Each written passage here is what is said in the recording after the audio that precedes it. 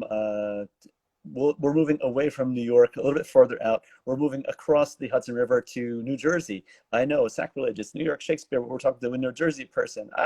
But we'll ask Sean Hagerty of Shakespeare At to join us and ask him to tell us about their upcoming production of Richard II. So let's see if Sean is able to join us. Now, as I mentioned, Sean. Hi. Hello Hi, there, Roger. sir. How are you? I'm well, thank you. How are you? I'm doing fantastic. Thank you for joining us tonight. Absolutely, my pleasure.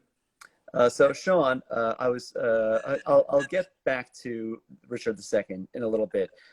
Before I jump into Shakespeare at Home and that whole thing, I wanted to just inform everyone and to learn a bit more myself about your background. I was checking out the Shakespeare At website, which is a very lovely site, by the way. Thank you. And I see that you have a tremendous resume behind you. You did your studies at Stratford-upon-Avon, and you did a ton of work all over the place in the UK, and the US regionally. Tell us about your journey from your early days to where you are in Jersey City, New Jersey. Well, I'll try to give you the Cliff Note version. Certainly. I grew up here in the States in West Virginia, and probably like most people, I had the typical sort of middle school, high school introduction to Shakespeare, which was, you sit down at a desk and they give you this book and they tell you to read it, which I've always thought it was kind of like asking children to appreciate Beethoven by giving them the sheet music, What a clever way to phrase it. Yeah, and so I grew up not liking Shakespeare, not having much exposure to it either. And then I came to New York to study as an actor, and many years of acting, and then was on tour in the UK with a show. And on our day off, one of my castmates had a ticket to see the RSC production of The Tempest, and a now kind of famous production in their canon, this particular one. And he kind of forced me to go. He dragged me to it. And it blew my mind. I just, for the first time, saw what Shakespeare could be, how thrilling it was, the language, the theatricality. And I remember thinking to myself, if that's Shakespeare, I got to figure out how to do that. Right. So that brought me back to New York. I started studying. That then brought me back to the UK, where I studied at the Bristol Old Vic. Started working, starting directing a bit as well. That brought me to Stratford, and then back to the US and here in Jersey City with my family. And on your way to New Jersey, you stopped in New York for several years. As far Yes. as I understand, you were at the resident teacher of Shakespeare at the Neighborhood Playhouse for Yep. a number of years. Yep. I've made my journeys through that theater. It's a wonderful theater downtown. A lot of good actors have gone through there. And you also work with a good friend of mine in this context, Stephen Birdman of New York Classical. Yeah, I think you had him on like last week or a couple of weeks ago. Right. Yeah, he was on our previous broadcast. Right. So, and you guys worked together for a while. Yeah. So, what made you make the jump from the New York scene to the New Jersey scene? Well, I've been living in Jersey City for quite some time with my then girlfriend, now wife, and there was such an incredible sort of artistic scene here, and I'd had an idea for what I wanted to do theatrically for a number of years, and then a number of things just aligned and it felt right, and so we started Shakespeare At. And how long ago did you start that? We found 2018, so very recently. Relatively new theater company. Mm-hmm. Okay, all right, wonderful. And you guys are presenting strictly classical works, strictly Shakespeare, or what's the canon? What are you Eventually, we're gonna move on to other classical works outside Shakespeare, whether contemporaries or sort of further up the time stream, if you will. Yeah. Right. Okay. All right. Fantastic. And you know, being I don't know how many people that are watching this program right now, or that will be watching this program once we put it up later on Instagram TV and on Facebook and YouTube and all those places. How many of them are familiar with the New York and New Jersey theater scenes? But it's a very porous kind of not even a border between the one and the other, because a lot of the actors that work in New York City live in New Jersey and Yep. vice versa, and they go back and forth between the companies here and the companies there. Yep. And I was looking at your cast list of who you have as part of your production of Richard II in your current Shakespeare at Home, and you have a lot of the faces that are frequently on New York stages. You have Keith Hamilton Cobb, who was just recently at the Red Bull Theater. He was doing American Moore, Yes. and you have a lot of prominent names. So it's a very common thing that you have actors between New York and New Jersey going back and forth. But it's wonderful that you started up this company over there, and you guys are presenting some good, strong classical works over there. So tell us about how we talked about at the top of the show about how the coronavirus shut everything down, and the theater companies that are so accustomed to presenting everything in a live format, being face-to-face with an audience, having the audience's energy feed them, interacting, getting that response, the call and response kind of thing, and how that has been mediated now in the Zoom era. How have you guys been dealing with that challenge? Well, we sort of went in the opposite direction, didn't we?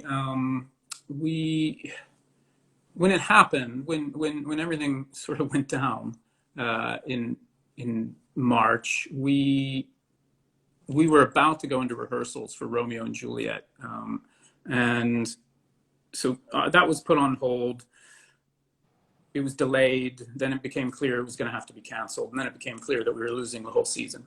Right. And so I just started thinking, I was seeing a lot of Zoom stuff, and not to denigrate anyone doing anything on that platform, because clearly everyone is trying to survive and create and employ artists. Right. And that's what we wanted to do. But I'd always been fascinated with radio and radio plays, which over here kind of went out of fashion in the sort of late 50s, early 60s. Right. But I sort of discovered them in my training in the UK, because they're still produced there. Okay. Not as much as before, but still done. And I was fascinated with it. And so I thought, well, would it be possible to do that through some sort of online platform, whether it was Zoom or something else?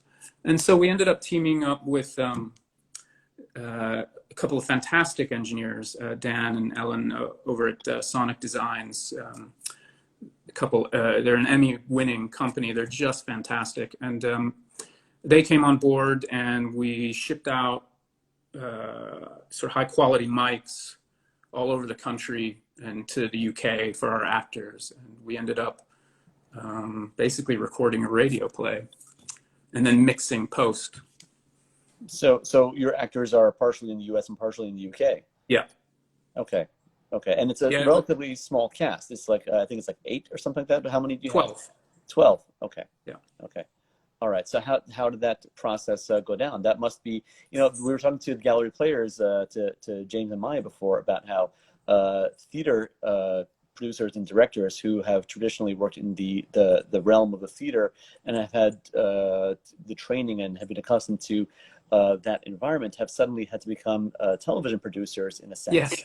Where you're suddenly having to employ tricks for the camera and trying to sweeten the audio and do all those things to reduce the lag. All the things that film and TV producers have to deal with. Suddenly, that's part of our it needs to be part of our bailiwick to get a show on the road. So how has that learning process been for you? A very steep learning curve for everyone, for the actors, for myself, for our engineers. It was a steep learning curve. But great, and a lot of fun. And going forward, because we're starting the next one now, and I think we have more of a sort of Bible with which to follow. The first one, doing Richard, kind of was a great experiment, and mistakes were made, but it gave us a clearer path to follow going And forward. but you're talking about doing the next part. I assume that means part 3 of. No, part 3 is recorded. We're currently mixing. It'll be released Sunday at 7 p.m. Okay. And we're already moving forward with our next radio play that we'll release in September. Oh, that's fantastic. And what's that going to be? That'll be announced soon. Check So, back to the website. what a producer. Keep them coming back for more. So talk to me about, of course, there's the wonderful rewards of having actors perform in this unexpected way and learn and adapt to this traditional radio play format, and to rely on their voices and all of that. But you have actors who, there are a couple of them whose work I've seen, who are very physical actors. How do you, as a director, help them transition from that broad physical theatrical style to the more nuanced, more subtle radio play format? It was interesting. You know, every actor is different, and we had to, I think with all the actors, I had to consistently say, you've got to give me more vocally. Because when all you've got is what you're hearing, you've got to put everything into the voice. Right. And I kept telling them, don't worry about blowing out the mic. Blow out the mic, and we can then bring you back.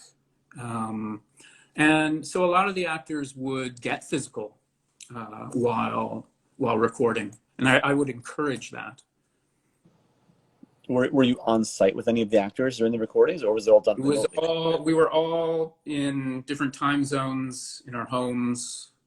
You know, we had an actor in LA, an actor in Georgia, a number of actors in New York, New Jersey area, and then a bunch of actors in the UK, sort of spread all over. Okay. All right. So as most of us know, that the Public Theater had delayed their Shakespeare in the Park season, and they were going to start with Richard II, but of course that got delayed. But then just about a couple of weeks ago, if not less than that, they announced a partnership with WNYC, and that they were also going to present Richard II in a radio play format. Did you learn about that about the same time that everyone else, where it was just a couple of weeks ago? Yes. Part of their announcement? And I'm sure that was a very puzzling thing for you.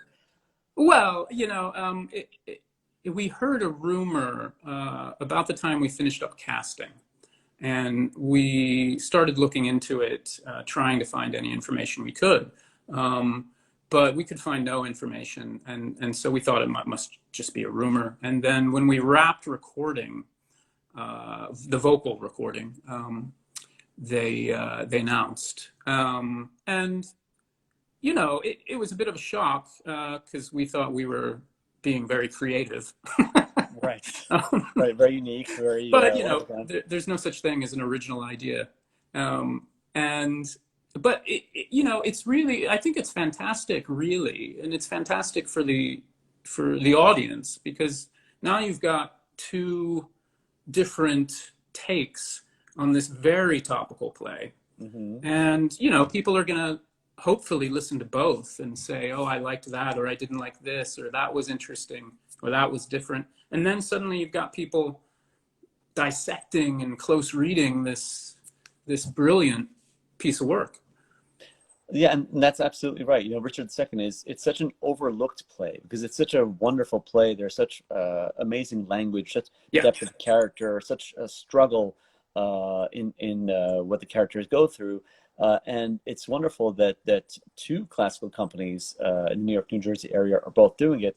It was a surprise to me, as I'm sure it was to you New York people, that they decided to do it the same way you were doing, because I had seen your promotion for several weeks beforehand, and I knew that yours was coming up. So when theirs came about, at first I didn't even realize the distinction. I said, well, wait a minute, oh, wait, no, that's the Public Theater, and that's Shakespeare. So it took me by surprise, but I was listening to your production, I think, by the way, which is very, very strong. I think you guys did a really nice job. Thank you very much. And as you said, I'm excited to listen to the other and see how the two are similar and how they're different. And a lot of times that'll happen where two different creative entities will kind of arrive at the same idea at the same time. It happens theatrically, it happens with cinema, it happens with all kind of art forms. So I think it's a really exciting time. Have you had any pushback from the public about why are you doing the same Oh no, production? no, I don't think they would ever do something like that. But no, not at all. Okay. All right. Well, it's a big town and a big two towns, so there's plenty of room for a multiplicity of Shakespeare. Now, do you anticipate that you guys are going to be able to go back to a more traditional theatrical format anytime in 2020, or is it completely gone for this I, year? I mean, this is just my opinion, right? But I think live performance, as we know it, it's certainly shot through the rest of 2020, and I suspect it's shot through the first half of 21. And if we're lucky, we might start to see a return to some sort of normalcy with live performance in the summer of 21. But I think that's me being optimistic. You know, for a small, I don't know, I wouldn't want to say small, but for a new, shall we say, Yeah, theater company that's, you started in 2018, you're still getting yourself established over there. That could be a very challenging thing to have your theatrical presence taken away from you. That's where your audience gets to know you. That's where you build that loyalty, the fan base. So, what has that challenge been like in terms of engaging and maintaining your fans, your audience throughout this situation? well, we've pivoted completely. And we've decided to, while this is happening, continue the Shakespeare at Home project. We've gotten such a great response, and it's been so rewarding that we've decided we're going to continue it even when we go back to The live performance. theatrical productions. I Right. think it's worthwhile that we continue at least one or two during the regular season. So we're still engaging our audience. We're still employing artists, and in some ways, because we've gone online, our audience reach has grown. We've got listeners, worldwide at this point. So Yeah, that's absolutely. been lovely. That's I've had that experience also where someone who myself I'm always trying to take in as much Shakespeare as I can. You're limited by geography and by time. You can only catch so many performances in a given period of time. Whereas now with the ease with which you can just thumb through your phone and catch a dozen productions from around the world at any given time. It's in a way it's almost embarrassment of riches of how much Shakespeare is available to you from New York, from New Jersey, from the Globe Theater, from the RSC, from all over Right. the place. So in a way, you're as much as your audience is expanding, your competition expands as well as Right. the audience is has so much available to them. But you guys, I think you guys are doing wonderful messaging. Whenever I've seen your emails and your posts, it seems like it's very you have a good head on your shoulders as to what you're presenting and how you're presenting it, and Well, thank you. how to engage your audience. So for those in the audience who are either watching us live now or who are going to be watching the rebroadcast of this, how can they find you and your company? Just head to our website at shakespeare-at.org, and you can find your way to the Shakespeare at Home section there and find out more about us, and either download or stream any of the radio plays. And that's a really wonderful thing that it's available both for download and for streaming. Yeah. I downloaded and I was listening to it as I was driving. It was a fun listen. So I highly encourage anyone who's listening to this broadcast, check out Sean and Shakespeare at a very strong company based in New Jersey. Sean, we wish you the best of luck, and I thank you very much for joining us tonight, and we'll be in touch soon. Thank you, Rodney. All right, Pleasure. take care.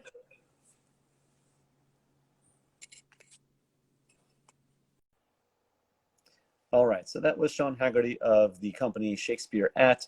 They're a relatively new company in New Jersey, but Sean has been around the scene for a very long time. And I definitely, I listened to it myself. I encourage you to check out their website, shakespeare-at.org, and check out their version of Richard II. You can also check out the one from the public. You can compare and contrast. A lot of great options there.